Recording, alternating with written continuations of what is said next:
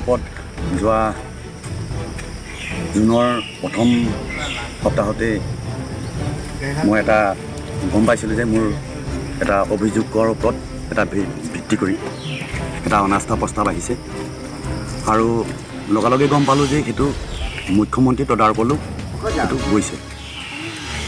প্ৰায় 3 দিনমানৰ পিছত গম পাইছোঁ মুখ্যমন্ত্ৰী তদাৰক শাখাই আমাৰ জিলা পৰিষদৰ মুখ্য সচিবক দায়িত্ব দিছে আৰু আমাৰ দক্ষিণ উন্নয়ন খণ্ডৰ বিষয়াকো দায়িত্ব দিছে আৰু তেখেতসকলে আহি তদন্ত কৰিলে। তদন্ত মানে অভিযোগটো আছিলে কি মই চতুৰ্থ বিত্ত আয়োগৰ ধন আত্মসাৎ কৰিলোঁ আৰু এই চতুৰ্থ বিত্ত আয়োগৰ যিটো ধন আত্মসাৎ কৰিলোঁ বুলি তেওঁলোকে ভিত্তি কৰিও তাত অনাস্থা প্ৰস্তাৱটো আনিছিল। তেতিয়া মই ভাবিলোঁ মুখ্যমন্ত্ৰী তদাৰকে যেতিয়া তদন্ত কৰিছে সেইটো নিশ্চয় এটা সুফল পোৱা যাব আৰু সেইমতে মই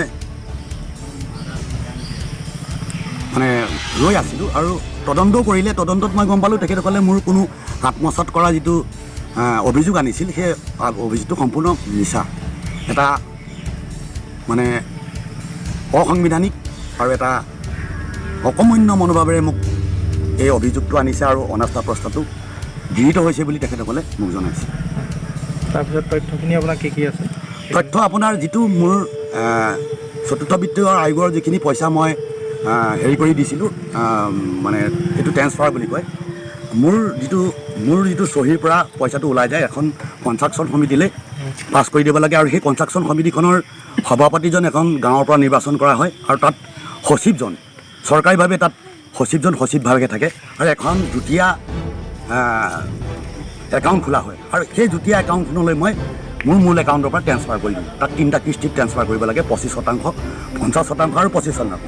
তাৰ মূল ভিত্তিত মই আপোনালোকক প্ৰমাণ দিম, যিখিনি প্ৰমাণ আছে এইবিলাক ধৰক GP community hall, bank statement যিবিলাক তেখেতসকলে ভুৱা এটা মোক বাতৰি সমপ্ৰচাৰ ৰাইজক কৰিলে। তেতিয়া মই তথ্যবিলাক আনি দেখিছোঁ চব তথ্য জেগাই পইচাখিনি আছে, কামখিনি হোৱা নাই। কাৰণ আমাৰ লকডাউন তাৰপিছত কাৰ বিৰোধেও আমি নোৱাৰিলোঁ কাম কৰিব, লকডাউনতো আমি নোৱাৰিলোঁ, লকডাউনত চৰকাৰৰ যিখিনি নিৰ্দেশ আমি মানি আছিলোঁ।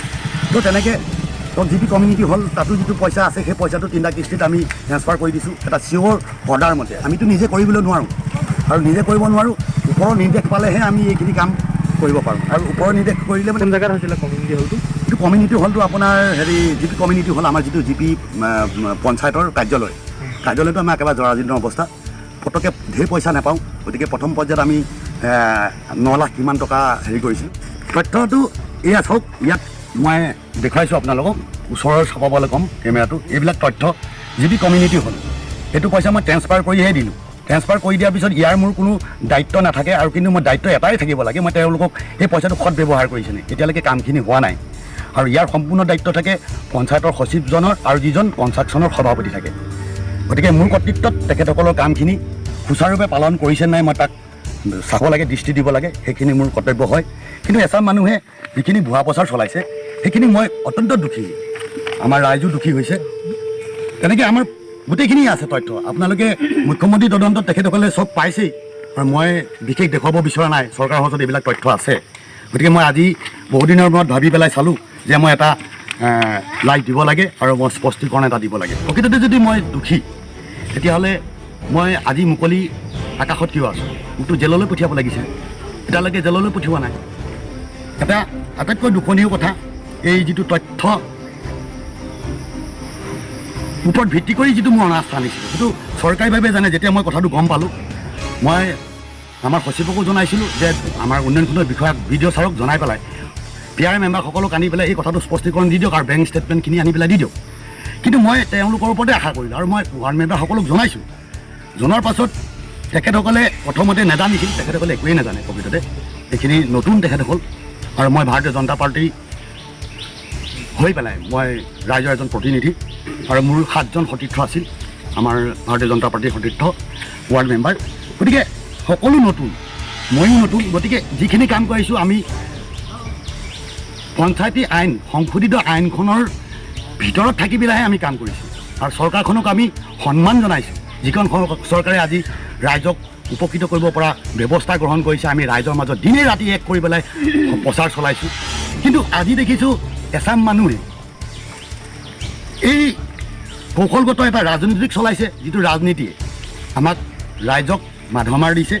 আৰু মোৰ নিচিনা এজনৰ সভাপতিক অপসাৰণ কৰি যদি তেখেতসকলে আগবাঢ়ি যাব পাৰে, তেতিয়াহ'লে তেখেতসকলৰ মুনাফা আদায় হ'ব চাগে। ইয়াত এই ক্ষেত্ৰত মই বিডিঅ' মহোদয়কো জনাইছিলোঁ, জিলা পৰিষদকো জনাইছিলোঁ, জানে। আৰু আঞ্চলিক পঞ্চায়তৰ সভানেত্ৰীগৰাকীকো মই জনাইছিলোঁ যে বাইদেউ এইটো চাওক, এইটো এটা যুক্তিহীন, এইটো এটা সাংবিধানিক মৰ্যাদা উলংঘা কৰি ভৰিৰে গচকি তেখেতসকলে মোক অনাস্থাটো গৃহীত কৰিবলৈ চেষ্টা কৰিছে। গতিকে আপোনালোকে চাব, যদি এইটো আপোনালোকে মীমাংসা কৰিব পাৰে আপোনালোকে মীমাংসা কৰি দিব, কাৰণ তথ্য সহকাৰে মই যিহেতু মই দুখী নহয়। তথাপিতো দেখা গ'ল আঞ্চলিক পঞ্চায়তৰ সভানেত্ৰীগৰাকীৰ লগত আমাৰ সন্মানীয় দক্ষিণ উন্নয়ন খণ্ড বিষয়া মহোদয়, বিডিঅ' ছাৰ, লগতে জিলা পৰিষদৰ সভানেত্ৰীগৰাকীও ইয়াৰ লগত জড়িত। কাৰণ এইটো কথা জানে, এটা অসাংবিধানিক, এটা মানে অসাংবিধানিক নীতিৰে মোক মানে অপসাৰণ কৰাৰ এটা চেষ্টা কৰিছে। তাৰ লগতে আমাৰ মই এজন ভাৰতীয় জনতা পাৰ্টি হিচাপে মই উচ্চ পদস্থ যিখিনি মোৰ কাৰ্যকৰ্তা আছিলে, মই এজন কাৰ্যকৰ্তা আৰু এজন সক্ৰিয় কৰ্মীও। আৰু মোৰ আজি 25 বছৰ প্ৰায় হৈছে মই ভাৰতীয় জনতা পাৰ্টিৰ কাম কাজ কৰি আছোঁ, কৰ্ম কৰি আছোঁ। আৰু সেই সন্দৰ্ভত মোৰ যিটো ত্যাগ, এই ত্যাগখিনি ৰাইজে জানে। আৰু তথ্য সহকাৰত মই মোৰ পঞ্চায়তখনৰ যিখিনি দুৰ্নীতি আগত চলাই আছিল, সেই দুৰ্নীতিখিনি বহুত আছে, মোৰ ভিডিঅ'ৰ ক্লিপ আছে। মই সেইবিলাক দেখুৱাব নিবিচাৰোঁ, কাৰণ সচিবজনেও যথেষ্ট ভুল কৰি থৈ গ'ল। আৰু যিজন দিগন্ত ফুকন, আমাৰ GPC বুলি কয়, সেইজনে বহুত দুখ কৰি গ'ল। আৰু সেই দুখৰ বিনিময়ত যোৱা আজি এসপ্তাহমান হৈছে নেকি, বেনিফিচিয়াৰীসকলে আগতে পইচা পাবলৈ আছিলে, পইচাবিলাক তেখেতসকলে কাম কৰিম বুলি লৈ গৈছিলে। আৰু পইচাবিলাক ঘূৰাই দিম বুলি ভুৱা চেক দিছিলে, 17 চনতে চেক দিয়া। আৰু সেই চেকবিলাক ভুৱা হোৱা আজিও পৰ্যন্ত মানুহখিনিয়ে পোৱা নাছিল। মই যেতিয়া আহিলোঁ তেতিয়া তেখেতসকলক বুজাই বঢ়াই ৰাখিছিলোঁ। সিদিনা মোক যেতিয়া অপসাৰণ কৰিছে বুলি গম পাই সেই বেনিফিচিয়াৰী 7জনে গৈ পেলাই ছেক্ৰেটৰী আৰু GPCৰ ওপৰত এখন বৰপেটা থানাত কেছ দিছিলে। কিন্তু কেছখনত কি মিলামিলি হ'ল নাজানো, বেনিফিচিয়াৰীসকলে কিবা পইচা পাইছে নে নাপাইছে, সেইটো ক্ষেত্ৰত তেনেকুৱা হৈছে। গতিকে আৰু এটা কথা, মোৰ সচিবগৰাকীয়ে মই গম নোপোৱাকৈ এটা এগ্ৰিমেণ্ট কৰিছিলে গুৱাহাটী এটা সংস্থাৰ লগত, তেখেতসকলে, আৰু লগত GPC আছে। মই এইটো জেৰেক্স কৰি অনা নাই, কিন্তু এইটো আছে মোৰ হাতত, মই পিছত আপোনালোকক মই দিম। গতিকে যিটো 7-8 লাখ টকাৰ কণ্টেক্ট তেওঁলোকে কৰিছে, এজন চৰকাৰী বিষয়া আৰু এজন চৰকাৰী কণ্টেক্ট বেচিছত কাম কৰা ব্যক্তিয়ে যদি এখন গাঁও পঞ্চায়তৰ প্ৰেডত, এখন প্ৰেড আছে, প্ৰেডত লিখি তেখেতসকলে সেই মাল বস্তু দিম বুলি তেওঁলোকে এটা সংস্থাৰ পৰা ক্ৰয় কৰে। আৰু সেইটো মই গম পোৱাত সেইখিনি জনালোঁ, মই বিডিঅ' ছাৰকো মই জনাইছিলোঁ। কিন্তু সচিবগৰাকীৰ ওপৰত কোনো একশ্যন নহ'ল। আৰু মই সেইটোতো অত্যন্ত কেলেংকাৰী, সেইটোতো অত্যন্ত দুখী। তথাপিতো মই কি নাম সচিবজনৰ নাম শ্ৰী জাকিৰ হুছেইন, আৰু যিজন GPC আছিলে দিগন্ত ফুকন। গতিকে মই আজি ৰাইজৰ ওচৰত আহি এই কথাখিনি কৈছোঁ। আৰু এই কালি পৰহিহে মই এই ষ্টেটমেণ্টবিলাক পাইছোঁ, আগতে মোৰ হাতত নাছিল। আৰু মই এখন আইনিকভাৱে মই ওপৰৰ মাননীয় মুখ্যমন্ত্ৰী মহোদয় আৰু আমাৰ গ্ৰাম উন্নয়ন আৰু পঞ্চায়তৰ দায়িত্বত থকা নৱদলক মহোদয়ক মই অনুৰোধ কৰিম, যিখিনি মোৰ ওপৰত এটা অসাংবিধানিকভাৱে এটা বিত্ত কেলেংকাৰীৰ লগত অনাস্থা আনিছে, সেইটো সম্পূৰ্ণ ভুৱা। আৰু তেওঁলোকে সাংবিধানিক নীতিক মোহাৰি পেলাই মোক অপসাৰণ কৰাত প্ৰয়াস কৰিছে। ইয়াত উচিত তদন্ত হ'ব লাগে, পাৰিলে আকৌ CBI তদন্ত এটা দি, যদি মই দোষী হওঁ, মই এতিয়াও ৰেডি আছোঁ, মোক জেললৈ প্ৰেৰণ কৰিব পাৰিব। আৰু যদি মই দোষী নহয়, তেতিয়াহ'লে মোৰ ওপৰত যিখিনি অভিসন্ধি চলাইছে, সেই অভিসন্ধি কৰাসকলক দৃষ্টান্তমূলক শাস্তি দিবৰ কাৰণে আজি মাননীয় মুখ্যমন্ত্ৰীলৈ আৰু সন্মানীয় মন্ত্ৰী নৱদলৈকো মই অনুৰোধ কৰিম। আৰু ৰাইজৰো দুই এজনে ক'ব। গতিকে আজি মই স্পষ্টীকৰণকণ দিছোঁ বুলি মই অনুভৱ কৰিছোঁ, মোক ভাল লাগিছে। মোৰ মনৰ ভিতৰত থকা কোটখিনি বা ভাৱখিনি মই প্ৰকাশ কৰিব পাৰিছোঁ। আজি মোক দুজন সতীৰ্থই সহযোগিতা দিছে, তাৰ বাবে মই ধন্যবাদ দিছোঁ। আৰু এই তদন্তটো পুনৰ আকৌ হওক বুলি মই আহ্বান কৰিছোঁ। আৰু যদি মই দোষী হওঁ, তেতিয়াহ'লে মোক জেললৈ পঠাওক। যদি মই দোষী নহয়, তেতিয়াহ'লে মোক পুনৰ শাসনখন দিয়াৰ ব্যৱস্থা গ্ৰহণ কৰক। আৰু যিসকল দোষী আছে সেইসকলক উচিত বিচাৰ কৰি দৃষ্টান্তমূলক শাস্তি দিবৰ কাৰণে মই গুহাৰি জনাম।